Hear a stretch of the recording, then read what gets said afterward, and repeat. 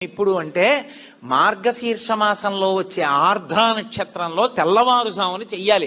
చిదంబరంలో నటరాజస్వామికి చిదంబరంలో మోక్షలింగము అని శంకరాచార్యులు వారు పరమశివుడి దగ్గర నుంచి 5 లింగాలు తీసుకొచ్చారు.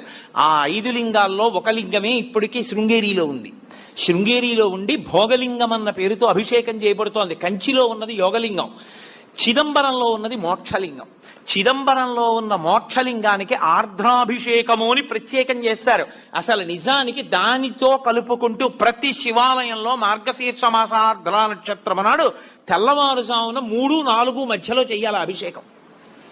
దేవాలయాన్ని మంగళ వాయిద్యాలతో పరమేశ్వరుణ్ణి మేల్కొల్పి ఉత్సవమూర్తుల్ని తీసుకొచ్చేసి గబగబా ఆలయాన్నంతటినీ శుద్ధి చేసుకోవాలంటే సిద్ధం చేసుకుని పరమేశ్వరుడికి అభిషేకం చేస్తారు. గడగడ గడగడ గడగడ వణికిపోతుంటారు. అందులో ఆర్ద్ర నక్షత్రం ఉంటుంది. ఆ రోజున ఆర్ద్ర అంటేనే తడి. దీని మీద